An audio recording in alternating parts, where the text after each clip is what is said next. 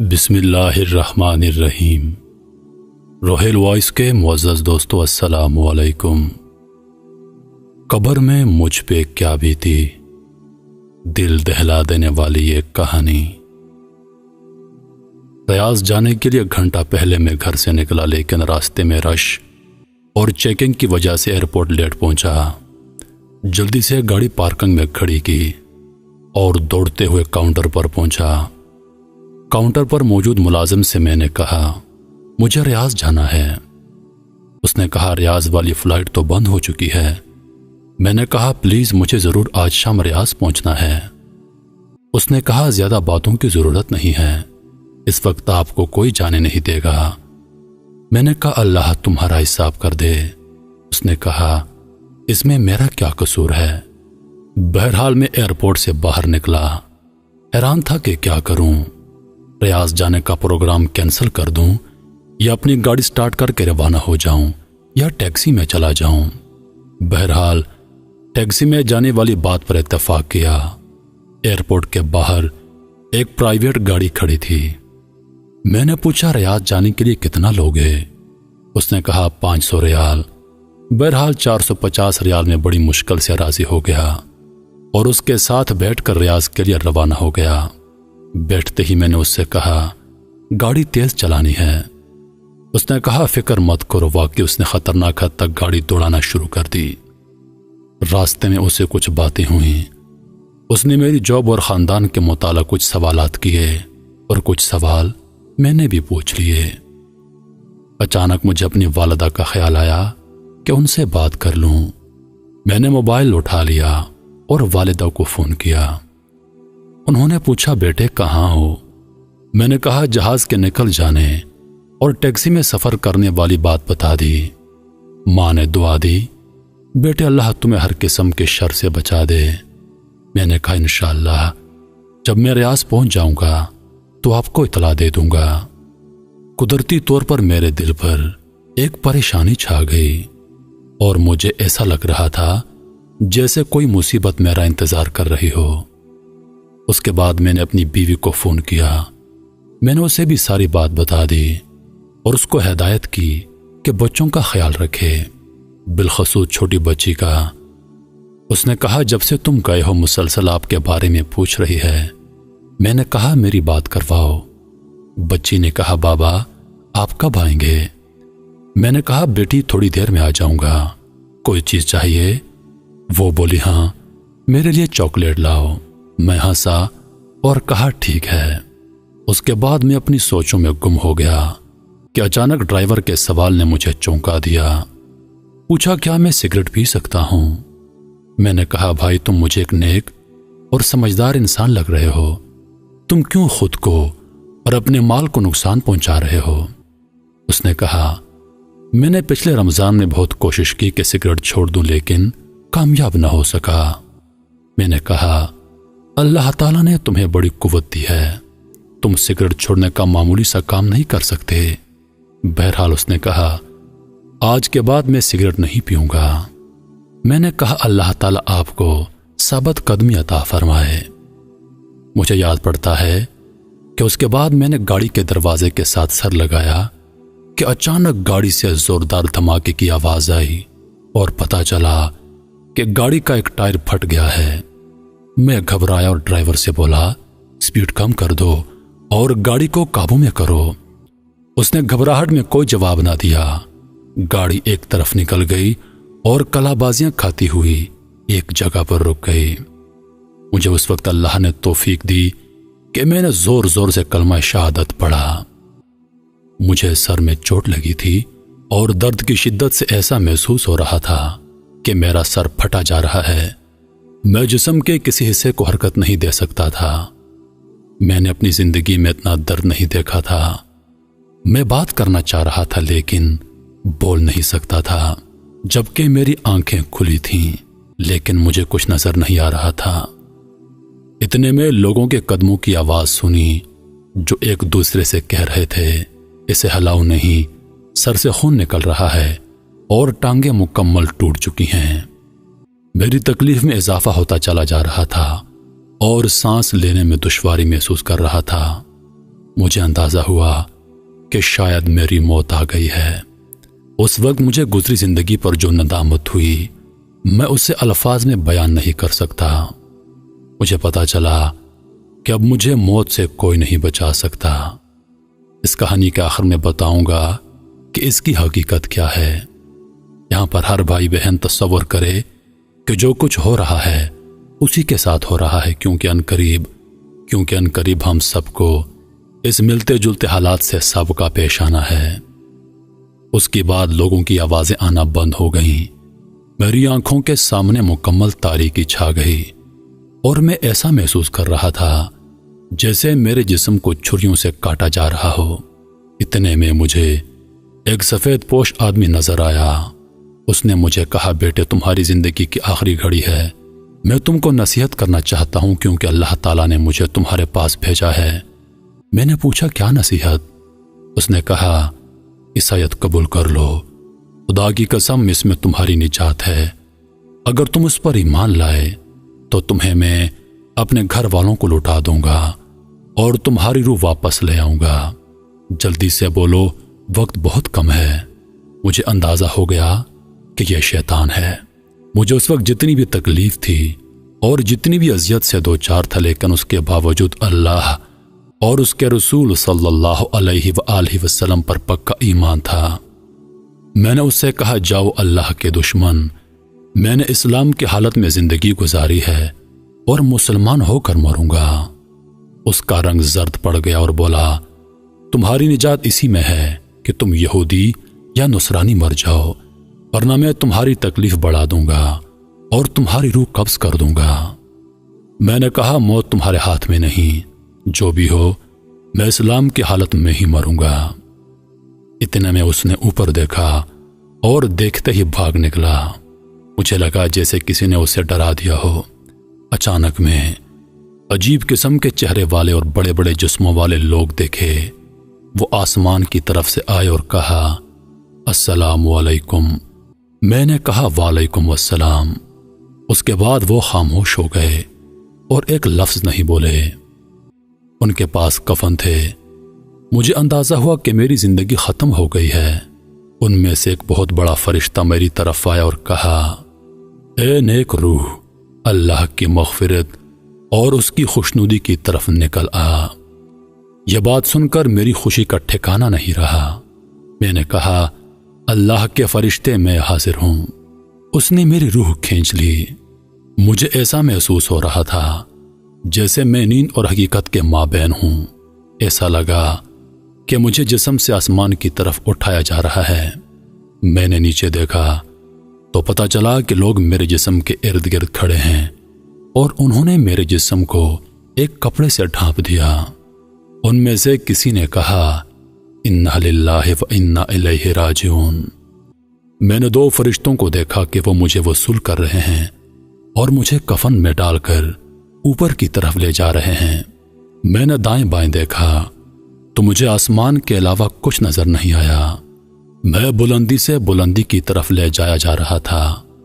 ہم بادلوں کو چیرتے چلے گئے جیسے میں ایک جہاز میں بیٹھا ہوں، یہاں تک کہ پوری زمین مجھے ایک گیند کی طرح نظر آنے لگی۔ میں نے ان دونوں فرشتوں سے پوچھا کہ اللہ مجھے جنت میں داخل کرے گا؟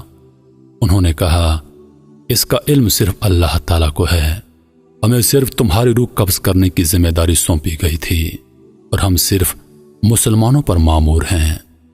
ہمارے قریب سے کچھ اور فرشتے گزر گئے جن کے پاس ایک روح تھی اور اس سے ایسی خوشبو آ رہی تھی کہ میں نے اپنی زندگی میں اتنی زبردست خوشبو نہیں سونگھی تھی۔ میں نے حیرانگی کے عالم میں فرشتوں سے پوچھا، یہ کون ہے؟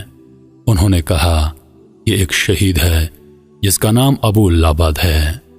میں نے کہا، کاش میں شہید ہو کر مرتا۔ اس کے بعد کچھ اور فرشتے ہمارے قریب سے گزرے اور ان کے پاس ایک روح تھی جس سے سخت بدبو آ رہی تھی۔ میں نے پوچھا، یہ کون ہے؟ انہوں نے کہا، یہ بتوں کو پوجنے والا ہے جسے تھوڑی دیر پہلے اللہ تعالیٰ نے اپنے عذاب سے ہلاک کر دیا۔ میں نے کہا کہ شکر ہے میں کم از کم مسلمان مرا ہوں۔ میں نے کہا، میں نے آخرت کے سفر کے حوالے سے بہت پڑھا ہے، لیکن یہ جو کچھ ہو رہا ہے میں نے کبھی اس کا تصور نہیں کیا۔ انہوں نے کہا شکر کرو مسلمان مرے ہو، لیکن ابھی تمہارے سامنے سفر بہت لمبا ہے اور بے شمار مراحل ہیں۔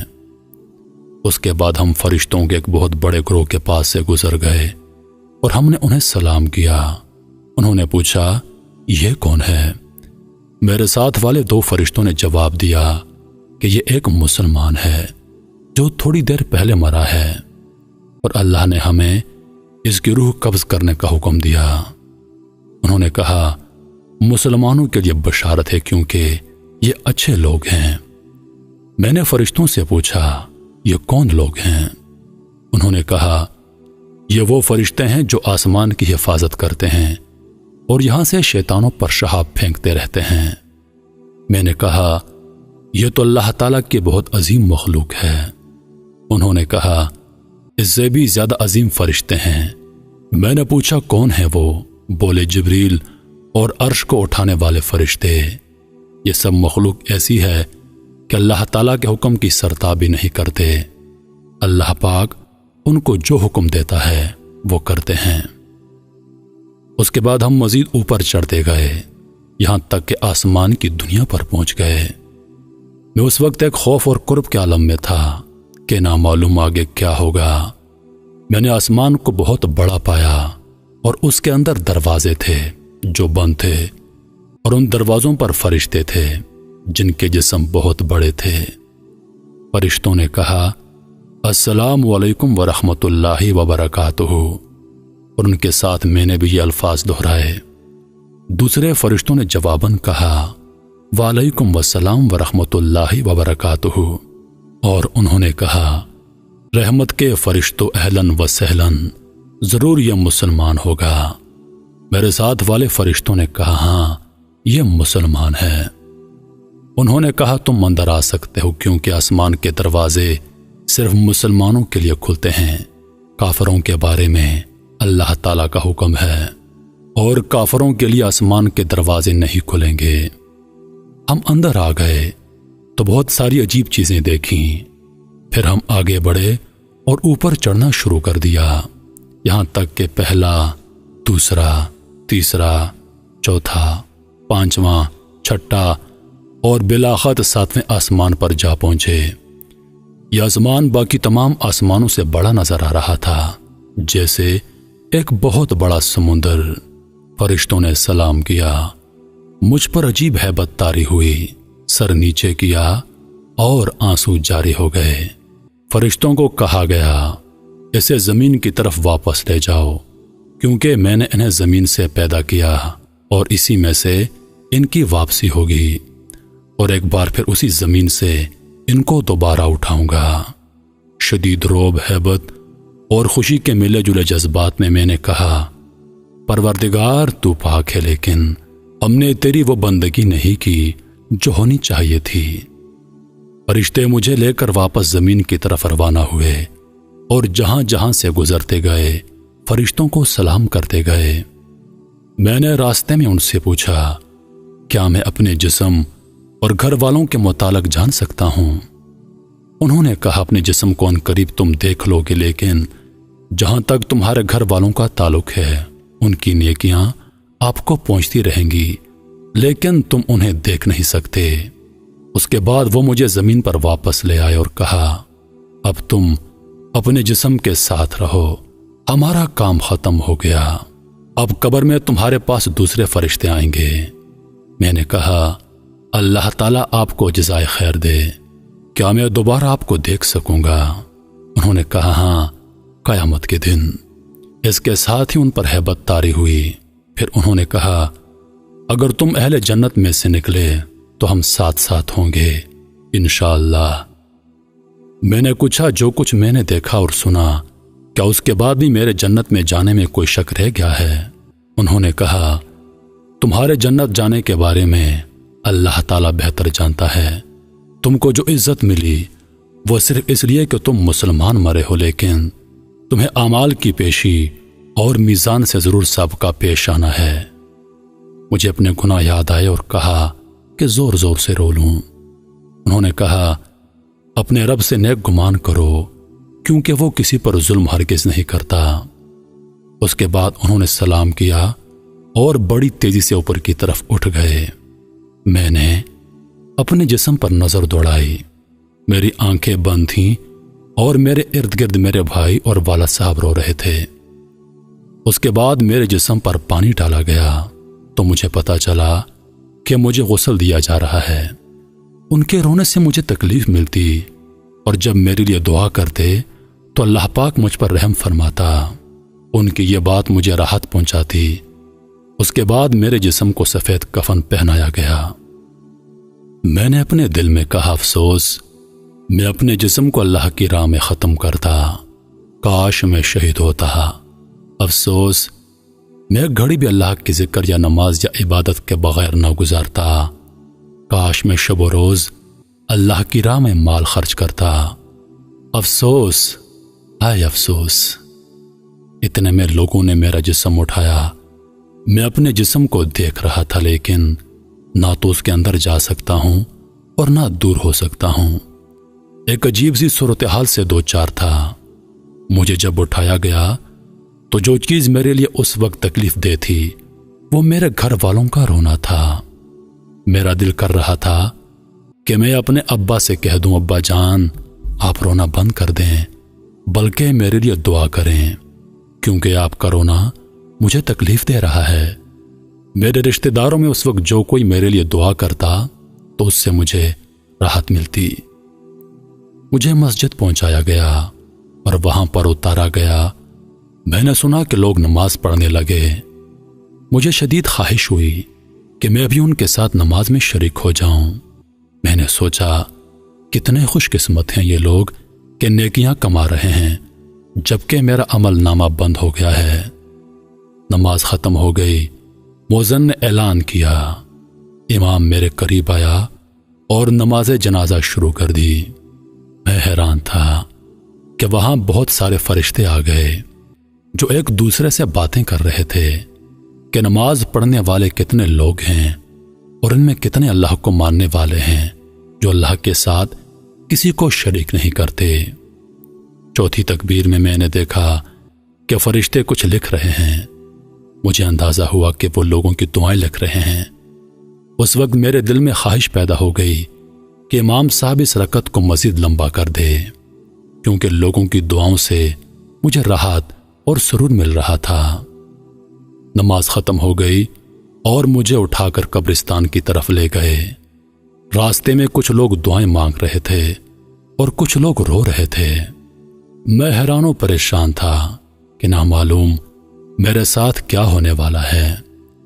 مجھے اپنے تمام گناہ اور غلطیاں اور ظلم اور جو غفلت کی گھڑیاں میں نے دنیا میں گزاری تھیں ایک ایک چیز سامنے آ رہی تھی۔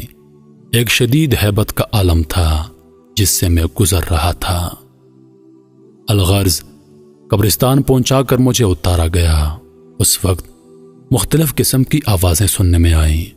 کوئی کہہ رہا ہے جنازے کو راستہ دو، کوئی کہہ رہا تھا اس طرف لے جاؤ، کوئی کہتا قبر کے قریب رکھ دو۔ یا اللہ، میں نے کبھی اپنے بارے میں ایسی باتیں نہیں سوچی تھیں۔ مجھے قبر میں روح اور جسم کے ساتھ اتارا لیکن ان لوگوں کو صرف میرا جسم نظر آ رہا تھا، روح نہیں۔ اس کے بعد لحد کو بند کر دیا گیا۔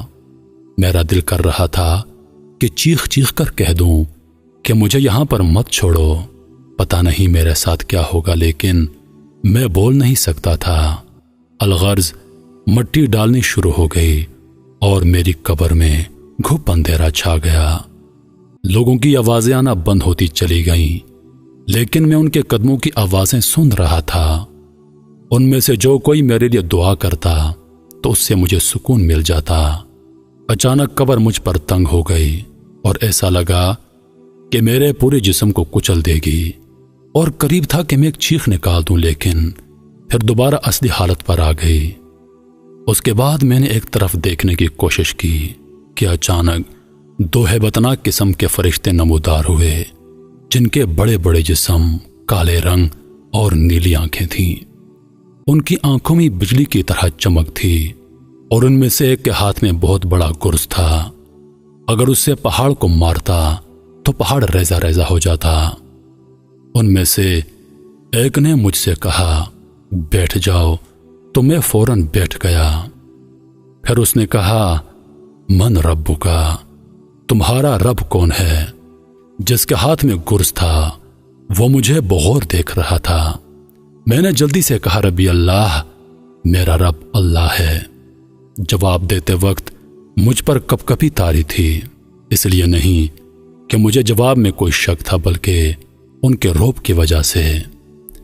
پھر اس نے مزید 2 سوال کیے، کہا تمہارا نبی کون ہے؟ تمہارا دین کون سا ہے؟ الحمدللہ میں نے ٹھیک ٹھیک جوابات دے دیے۔ اس نے کہا اب تم قبر کے عذاب سے بچ گئے ہو۔ میں نے پوچھا کیا تم منکر و نکیر ہو؟ انہوں نے جواباً کہا ہاں، اور بولے اگر تم صحیح جوابات نہ دیتے تو ہم تمہیں اس گرز سے مارتے اور تم اتنی چیخیں نکالتے کہ اس سے زمین کی ساری مخلوق سن لیتی سوائے انسانوں اور جنات کے، اور اگر دنیا کے انسان اور جنات تمہاری آوازوں کو سن لیتے تو وہ بے ہوش ہو جاتے۔ میں نے کہا اللہ کا شکر ہے، اس نے مجھے اس مصیبت سے بچا لیا۔ اس کے بعد وہ چلے گئے اور ان کے جانے سے مجھے قدرے اطمینان حاصل ہوا۔ ان کے چلے جانے کے ساتھ ہی مجھے سخت گرمی محسوس ہوئی اور مجھے لگا کہ میرا جسم جلنے والا ہے، جیسے جہنم سے کوئی کھڑکی کھول دی گئی ہو۔ اتنے میں 2 اور فرشتے آئے اور کہا السلام علیکم ورحمۃ اللہ وبرکاتہ۔ میں نے جواب دیا وعلیکم السلام ورحمۃ اللہ وبرکاتہ۔ انہوں نے کہا ہم فرشتے ہیں، ہم قبر میں تمہارے اعمال تمہیں پیش کرنے آئے ہیں تاکہ قبر میں قیامت تک تمہیں اپنی نیکیوں کا جو بدلہ ملنا چاہیے وہ بدلہ مل جائے۔ میں نے کہا اللہ کی قسم، جس سختی اور اذیت سے میں 2-4 ہوں، میں نے کبھی اس کے متعلق سوچا تک نہیں تھا۔ پھر میں نے پوچھا کیا میں ایک سوال کر سکتا ہوں؟ انہوں نے کہا کر لو۔ میں نے پوچھا کیا میں جنت میں سے ہوں، اور کیا اتنی ساری تکلیفیں جھیلنے کے بعد بھی میرے لیے جہنم کا خطرہ موجود ہے؟ انہوں نے کہا تم ایک مسلمان ہو، اللہ اور اس کے رسول صلی اللہ علیہ وسلم پر ایمان لائے ہو، لیکن جنت جانے کا علم اللہ کے سوا کسی کو نہیں۔ بہرحال اگر تم جہنم چلے بھی گئے تو وہاں ہمیشہ نہیں رہو گے، کیونکہ تم موہت ہو۔ یہ سن کر میری آنکھوں سے آنسو جاری ہو گئے اور میں نے کہا اللہ نے مجھے دوزخ بھیج دیا تو پتہ نہیں وہاں میں کتنا عرصہ رہوں گا۔ انہوں نے کہا اللہ تعالیٰ سے امید رکھو، کیونکہ وہ بہت کریم ہے، اور اب ہم تمہارے اعمال پیش کر رہے ہیں، تمہارے بلوغت کے وقت سے تمہارے ایکسیڈنٹ کے وقت تک۔ انہوں نے کہا سب سے پہلے ہم نماز سے شروع کرتے ہیں، کیونکہ کافر اور مسلمان کے مابین فرق کرنے والی چیز نماز ہے، لیکن فی الحال تمہارے سارے اعمال روک دیے گئے ہیں۔ میں نے حیرانگی سے پوچھا میں نے اپنی زندگی میں بہت سارے نیک اعمال کیے ہیں، آخر میرے اعمال کیوں روک دیے گئے ہیں؟ اور اس وقت جو میں اپنے جسم میں گرمی محسوس کر رہا ہوں، اس کی کیا وجہ ہے؟ انہوں نے کہا اس کی وجہ یہی ہے کہ تمہارے اوپر قرضہ ہے جو تم نے مرنے سے پہلے ادا نہیں کیا۔ میں رو پڑا اور میں نے کہا کیسے؟ اور یہ جو میرے اعمال روک دیے گئے ہیں، ان کی وجہ بھی کیا یہی ہے؟ میرا سوال ابھی پورا نہیں ہوا تھا کہ میری قبر میں اچانک روشنی آ گئی اور ایک ایسی خوشبو پھیل گئی کہ ویسی خوشبو میں نے اپنی زندگی میں کبھی نہیں سونگھی تھی۔ اس روشنی سے آواز آئی السلام علیکم ورحمۃ اللہ وبرکاتہ۔ میں نے کہا وعلیکم السلام ورحمۃ اللہ وبرکاتہ۔ پوچھا تم کون ہو؟ اس نے کہا میں سورۃ الملک ہوں، میں اس لیے آئی ہوں کہ اللہ تعالیٰ سے تیرے لیے مدد طلب کر دوں، کیونکہ تم نے میری حفاظت کی تھی اور تمہارے رسول صلی اللہ علیہ وآلہ وسلم نے تمہیں بتا دیا تھا کہ جو کوئی سورۃ الملک پڑھے گا قبر میں وہ اس کے لیے نجات کا ذریعہ ہوگی۔ میں بہت خوش ہوا۔ میں نے کہا میں نے بچپن میں تم کو حفظ کر لیا تھا۔ اور میں ہمیشہ نماز میں اور گھر میں تیری تلاوت کیا کرتا تھا۔ مجھے اس وقت تمہاری اشد ضرورت ہے۔ اس نے کہا، اس لیے تو میں آئی ہوں کہ اللہ تعالیٰ سے دعا کر لوں کہ وہ تمہاری تکلیف کو آسانی میں تبدیل کر دے، لیکن تم سے ایک غلطی ہوئی ہے کہ تم نے لوگوں کے قرضے ادا نہیں کیے ہیں۔ میں نے کہا، نجات کا کوئی طریقہ ہے؟ اس نے کہا، 3 باتوں میں سے کوئی ایک تمہارا مسئلہ حل کر سکتا ہے۔ میں نے جلدی سے کہا، وہ کون سے کام ہیں؟ اس نے کہا، پہلے یہ بتا دو کہ تم نے کوئی کاغذ لکھ کر چھوڑا ہے جسے دیکھ کر تمہارے ورثاء وہ قرضہ ادا کر دیں۔ ورثاء کا نام سن کر میرے آنسو نکل آئے۔ مجھے تمام گھر والے، امی، ابو، بیوی، بہن، بھائی اور بچے یاد آنے لگے۔ پتہ نہیں میرے بعد ان کا کیا حال ہوگا۔ میری چھوٹی بچی جس کے ساتھ میں نے چاکلیٹ کا وعدہ کیا تھا، اب کون اس کے لیے چاکلیٹ لے کر آئے گا؟ میری بیوی کو لوگ بیوہ کہیں گے، کون ان کا خیال رکھے گا؟ سورۃ الملک نے پوچھا، لگ رہا ہے تم کوئی چیز یاد کر رہے ہو۔ میں نے کہا، مجھے اپنے اہل و عیال اور بچے یاد آئے کہ میرے بعد ان کا کیا حال ہوگا۔ سورۃ الملک نے کہا، جس نے انہیں پیدا کیا ہے وہی روزی بھی دے گا اور وہی نگہبان ہے۔ سورۃ الملک کی اس بات سے مجھے کافی تسلی حاصل ہوئی۔ اس کے بعد میں نے پوچھا، کیا میں جان سکتا ہوں کہ میرے اوپر ٹوٹل قرضہ کتنا ہے؟ سورۃ الملک نے کہا، میں نے فرشتے سے پوچھا۔ اس نے بتایا کہ 1700 ریال۔ 1000 آپ کے دوست کے ہیں جس کا نام ابو حسن ہے، اور باقی مختلف لوگوں کے ہیں۔ میں نے کہا، مختلف لوگ کون ہیں؟ اس نے کہا، دراصل بلوغت سے لے کر آخری دن تک تم سے کئی بار اس بارے میں کوتاہی ہوئی ہے، اس طرح قرضہ بڑھ گیا ہے۔ مثلاً 5 ریال اس دکاندار کے ہیں جس سے آپ نے کوئی چیز خریدی تھی جبکہ آپ کی عمر 15 سال تھی۔ آپ نے اس سے کہا، پیسے کل دے دوں گا، اور پھر آپ نے نہیں دیے۔ اس طرح لانڈری والے سے آپ نے کپڑے دھلوائے اور اس کو ادائیگی کرنا بھول گئے۔ کرتے کرتے اس نے سارے لوگوں کے نام بتا دیے اور سارے مجھے یاد آ گئے۔ سورۃ الملک نے کہا، لوگوں کے حقوق معمولی سمجھنے اور ان سے غفلت برتنے کی وجہ سے بہت سارے لوگوں پر قبر میں عذاب ہوتا ہے۔ کیا تمہیں اپنے رسول صلی اللہ علیہ وآلہ وسلم نے خبر نہیں دی تھی کہ شہید کے اعمال بھی روک لیے جائیں گے جب تک اس کا قرضہ ادا نہیں ہوا ہو؟ میں نے کہا، نجات کا کوئی طریقہ ہو سکتا ہے؟ اس نے کہا، پہلا حل تو یہ ہے کہ جس کا قرضہ ہے وہ اپنا قرضہ معاف کر دے۔ میں نے کہا، ان میں سے اکثر لوگ تو ان قرضوں کو بھول گئے ہیں جس طرح میں بھول گیا تھا، اور ان کو میرے مرنے کی خبر بھی نہیں ہوگی۔ اس نے کہا، پھر دوسرا حل یہ ہے کہ تمہارے ورثاء تمہاری طرف سے ادائیگی کر دیں۔ میں نے کہا، ان کو میرے قرضوں کی اور میری تکلیفوں کی کہاں خبر ہے، جبکہ میں نے کوئی وصیت نامہ بھی نہیں چھوڑا، کیونکہ مجھے موت اچانک آ گئی اور مجھے ان ساری مشکلات کا علم نہیں تھا۔ سورۃ الملک نے کہا، ایک اور حل ہو سکتا ہے، لیکن میں تھوڑی دیر بعد تمہیں بتا دوں گی، اب میں جاتی ہوں۔ میں نے کہا، خدا را مت جاؤ، کیونکہ تمہارے جانے سے تاریکی ہو جائے گی جو میری موجودہ تکالیف میں اضافے کا باعث بنے گی۔ سورۃ الملک نے کہا، میں زیادہ دیر کے لیے نہیں جا رہی بلکہ تمہارے لیے کوئی حل نکالنے کے لیے جا رہی ہوں۔ اس کے بعد سورۃ الملک چلی گئی اور میں گھپ اندھیرے میں اکیلا رہ گیا۔ عیبت اور تکلیف کے باوجود میں نے کہا، یا ارحم الراحمین، اے اجنبیوں کے مولا، اے ہر اکیلے کے ساتھی، اس قبر کی تاریکی میں میری مدد کر۔ لیکن فوراً مجھے خیال آیا کہ میں تو دارالحساب میں ہوں، اب دعاؤں کا کیا فائدہ؟ زیادہ دیر نہیں گزری تھی کہ میں نے ایک مانوس آواز سن لی۔ میں نے آواز پہچان لی، یہ میرے والد بزرگوار کی آواز تھی جو کہہ رہے تھے، السلام علیکم ورحمۃ اللہ وبرکاتہ۔ میں نے کہا، وعلیکم السلام ورحمۃ اللہ وبرکاتہ، لیکن میرا جواب انہیں کون پہنچائے؟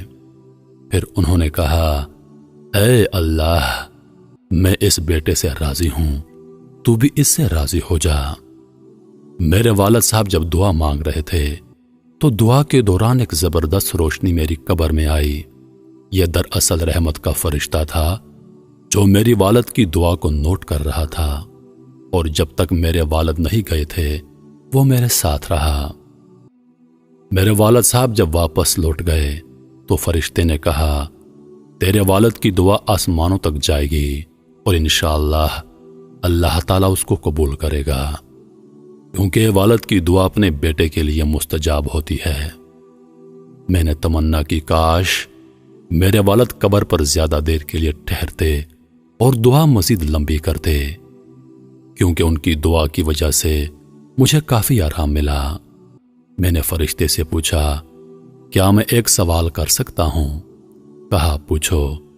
میں نے کہا، جب سے میں مرا ہوں اب تک کتنا عرصہ گزر گیا ہے؟ اس نے کہا، جب سے تمہاری وفات ہوئی ہے آج تیسرا دن ہے اور اس وقت ظہر کا وقت ہے۔ میں نے حیرانگی سے کہا، 3 دن اور اتنے سارے معاملات اور واقعات اور یہ قبر کی تاریکی جبکہ باہر دنیا روشن ہے۔ فرشتے نے کہا، تمہارے سامنے بہت لمبا سفر ہے، اللہ اسے تمہارے لیے آسان کر دے۔ میں اپنے آپ کو قابو نہ کر سکا اور رونے لگا، اور ایسا رویا کہ مجھے یاد نہیں پڑتا کہ زندگی میں کبھی اتنا رویا ہوں گا۔ میں نے دل میں سوچا کہ اتنا خطرناک سفر اور دنیا میں میری اس قدر اس سفر کے لیے غفلت۔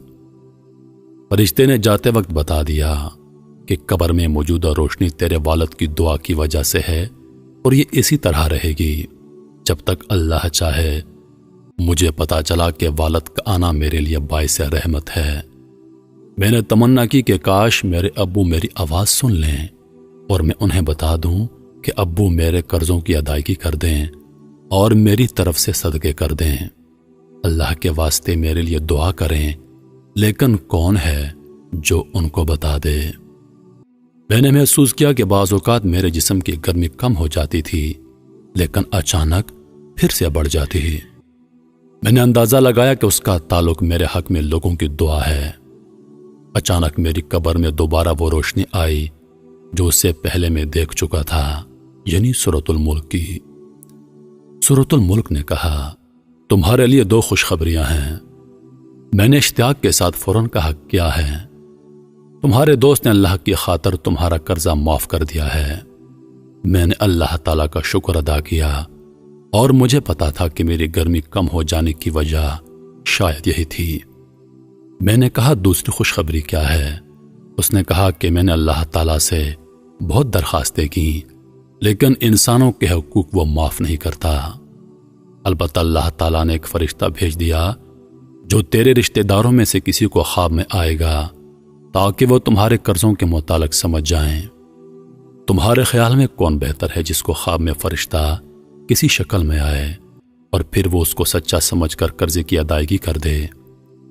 میں نے اپنی امی کے بارے میں سوچا، لیکن پھر سوچا اگر اس نے مجھے خواب میں دیکھا تو رونا شروع کر دے گی اور خواب کی تعبیر نہیں سمجھ سکے گی۔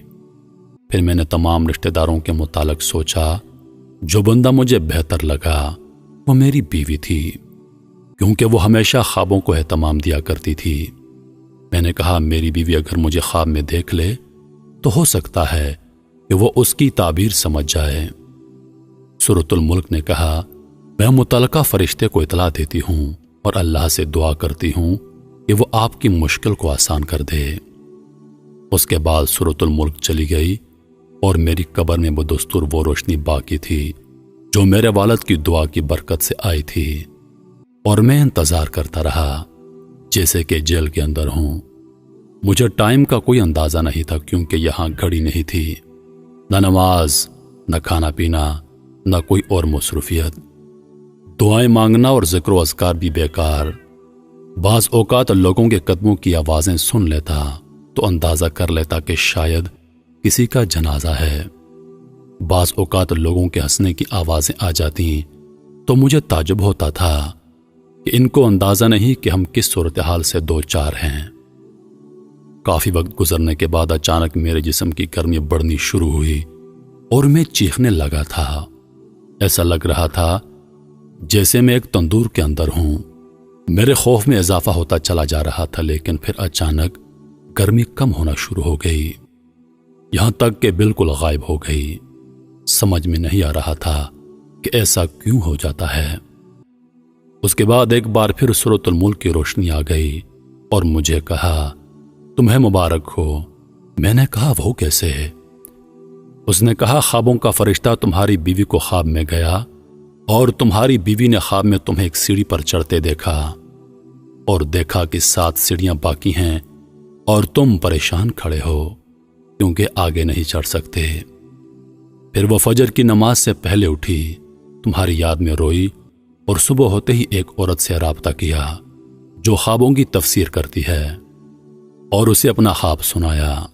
اس عورت نے کہا، اے بیٹی، تمہارے شوہر قبر میں تکلیف میں مبتلا ہیں کیونکہ اس پر کسی کا 700 ریال کا قرضہ ہے۔ تیری بیوی نے پوچھا، کس کا قرضہ ہے اور ہم کیسے ادا کریں؟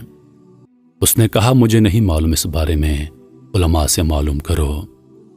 پھر تیری بیوی نے ایک شیخ کی اہلیہ سے رابطہ کیا اور اس کو ساری بات بتا دی تاکہ وہ شیخ سے جواب پوچھ لے۔ الغر شیخ نے کہا کہ میت کی طرف سے صدقہ کر دے، ہو سکتا ہے کہ اللہ تعالیٰ اسے قبول کر کے میت کا عذاب ہٹا دے۔ تیری بیوی کے پاس سونا تھا جس کی قیمت 4000 ریال تھی۔ اس نے وہ سونا تیرے والد کو دیا اور تیرے والد نے ان کے ساتھ کچھ رقم مزید لگا کر صدقہ کر دیا اور یوں تیرا مسئلہ حل ہو گیا۔ میں نے کہا، الحمدللہ، مجھے اس وقت کوئی تکلیف نہیں ہے اور یہ سب کچھ اللہ تعالیٰ کے فضل اور تیرے تعاون سے ہوا۔ سورۃ الملک نے کہا، اب اعمال والے فرشتے تمہارے پاس آئیں گے۔ میں نے پوچھا، کیا اس کے بعد بھی میرے لیے کوئی خطرہ ہے؟ اس نے کہا، سفر بہت لمبا ہے، ہو سکتا ہے اس میں کئی سال لگ جائیں، لہٰذا اس کے لیے تیار رہو۔ کئی سال والے جواب نے مجھے مزید پریشان کر دیا۔ سورۃ الملک نے کہا، بہت سارے لوگ صرف اس وجہ سے قبروں میں عذاب جھیل رہے ہیں کہ وہ بعض باتوں کو معمولی سمجھتے تھے جبکہ اللہ کے نزدیک وہ معمولی نہیں ہیں۔ میں نے کہا، مثلاً کون سے اعمال؟ اس نے کہا، بہت سارے لوگوں پر قبروں میں اس لیے عذاب ہے کہ وہ پیشاب سے نہیں بچتے اور گندگی کی حالت میں اللہ کے سامنے کھڑے ہوتے تھے۔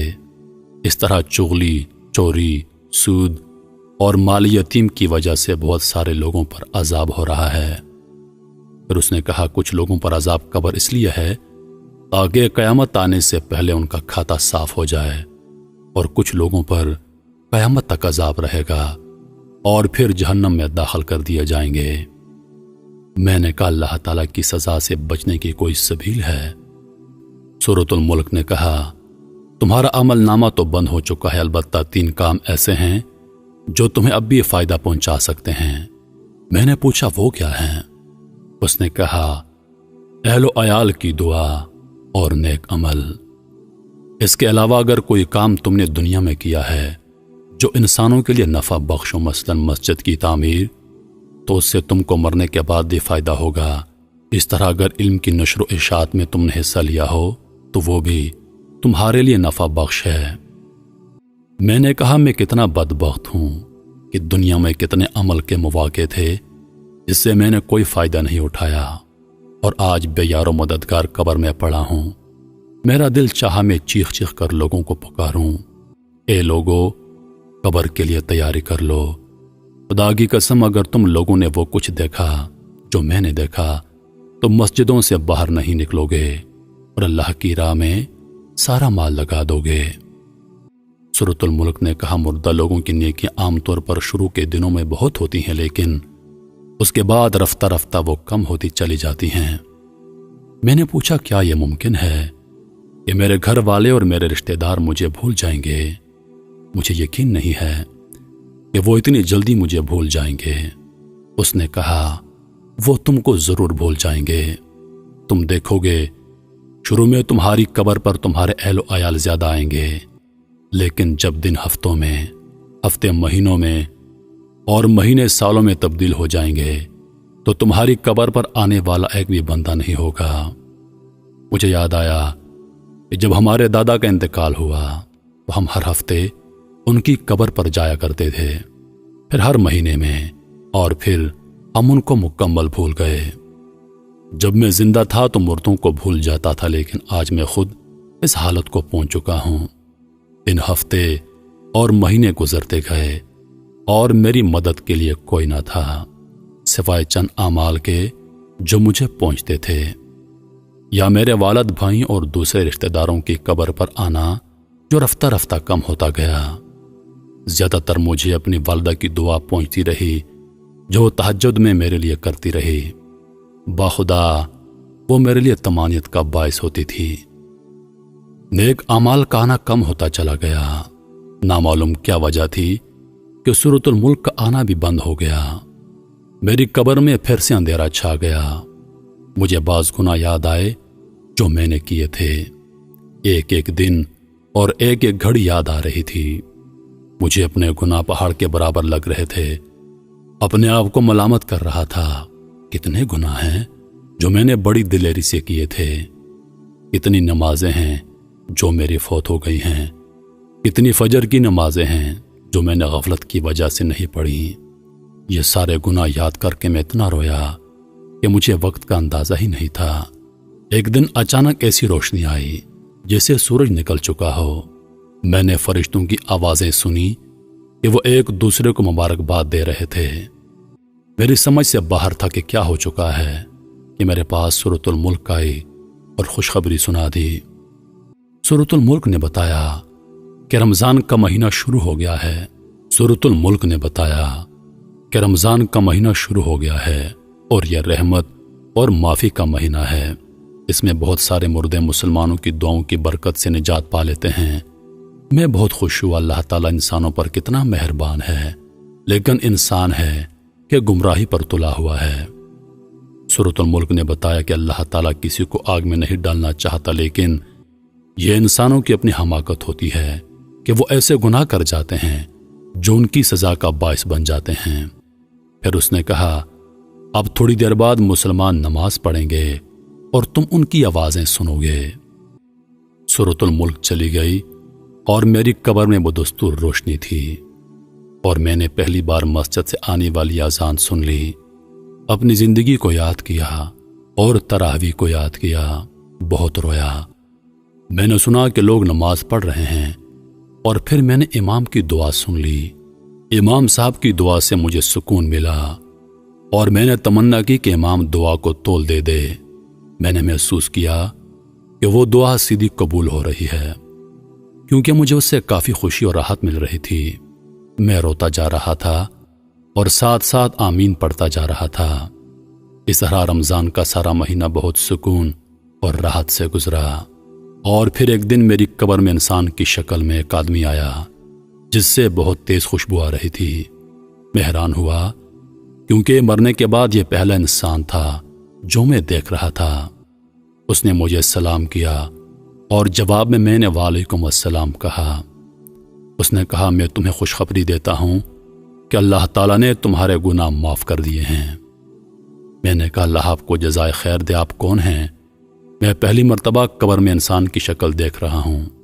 اس نے کہا، میں انسان نہیں ہوں۔ میں نے پوچھا، کیا فرشتے ہیں؟ بولا، نہیں، دراصل میں تمہارا نیک عمل ہوں۔ تمہاری نمازیں، تمہارے روزے، حج، انفاق فی سبیل اللہ اور صلح رحمی وغیرہ وغیرہ کو اللہ تعالیٰ نے اس شکل میں تمہارے پاس بھیجا ہے۔ مجھے بہت خوشی ہوئی اور اللہ کا شکر ادا کیا۔ میں نے پوچھا، تم اتنے لیٹ کیوں آئے ہو؟ اس نے کہا، تمہارے گناہ اور تمہارے قرضے میری راہ میں رکاوٹ تھے، اور جب اللہ تعالیٰ نے معافی کا اعلان کر دیا تو میرے لیے راستہ کھل گیا۔ میں نے پوچھا، تو کیا اس معافی کے بدلے میں اللہ تعالیٰ مجھے جنت دے گا؟ اس نے کہا، یہ بات اللہ تعالیٰ کے علاوہ کوئی نہیں جانتا۔ پھر اس نے کہا، قیامت کے دن میزان سے تمہاری جنت اور دوزخ جانے کا پتہ چلے گا۔ اس کے بعد عمل صالح نے کہا، تمہارے کچھ نیک اعمال بالکل زندگی کی آخری گھڑیوں میں کام آ گئے۔ میں نے پوچھا، وہ کیا ہیں؟ اس نے کہا، اگر تمہیں یاد ہو، مرتے وقت اللہ تعالیٰ نے تمہیں توفیق دی اور تم نے کلمہ پڑھا۔ تمہیں اندازہ نہیں کہ فرشتوں کو کتنی خوشی ہوئی کہ تمہاری زندگی کا خاتمہ توحید پر ہوا، جبکہ شیطان تمہیں نصرانیت اور یہودیت کی تلقین کر رہا تھا۔ اس وقت تمہارے ارد گرد دو قسم کے فرشتے موجود تھے، ایک وہ جو مسلمانوں کی روحیں قبض کرتے ہیں اور کچھ وہ جو کافروں کی روحیں قبض کرتے ہیں۔ جب تم نے کلمہ پڑھا تو وہ فرشتے چلے گئے جو کافروں کی روحیں قبض کرتے تھے، اور پھر دوسرے فرشتوں نے تمہاری روح قبض کر لی۔ میں نے پوچھا اس کے علاوہ بھی کوئی نیکی ہے؟ اس نے کہا ہاں، جب تم نے ڈرائیور کو سگریٹ چھوڑنے کی نصیحت کی تو آج جو خوشبو تم سونگ رہے ہو یہ اس نصیحت کی بدولت ہے۔ اس کے علاوہ اپنی والدہ کو تمہاری کال اور اس کے ساتھ جو بھی تم نے باتیں کی، اللہ تعالیٰ نے ہر بات کے بدلے میں تمہارے لیے نیکیاں لکھ دیں۔ مجھے یاد آ گیا جو باتیں میں نے والدہ سے کی تھیں، اگر مجھے پتا ہوتا تو میں ان باتوں میں گھنٹہ لگا دیتا۔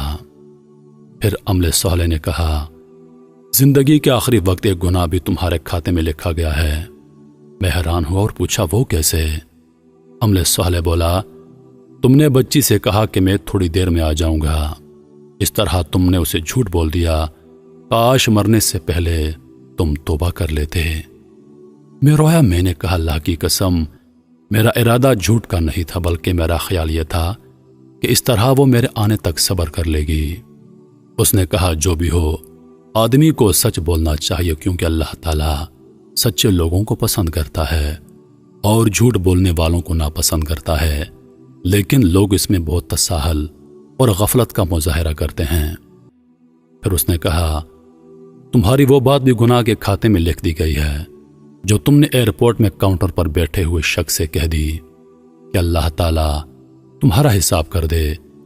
اس طرح تم نے ایک مسلمان کا دل دکھا دیا۔ میں حیران ہو گیا کہ اتنی معمولی باتیں بھی ثواب اور گناہ کا باعث بنتی ہیں۔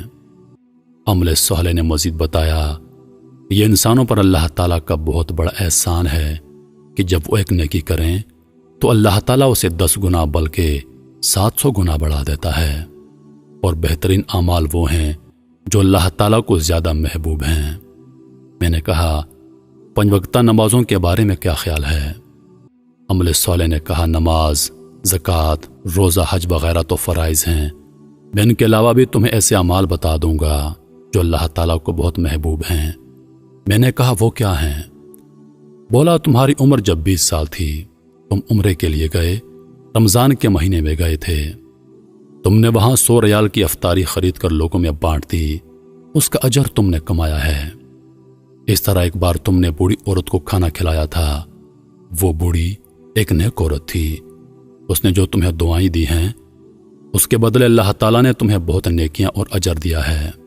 میں تمہیں ایک اور بات بتا دوں، ایک بار تم مدینہ جا رہے تھے کہ راستے میں تمہیں ایک آدمی کھڑا ملا جس کی گاڑی خراب تھی، تم نے اس کی جو مدد کی اللہ تعالیٰ کو تمہاری وہ نیکی بہت پسند آئی اور تمہیں اس کا بہت بڑا اجر ملا ہے۔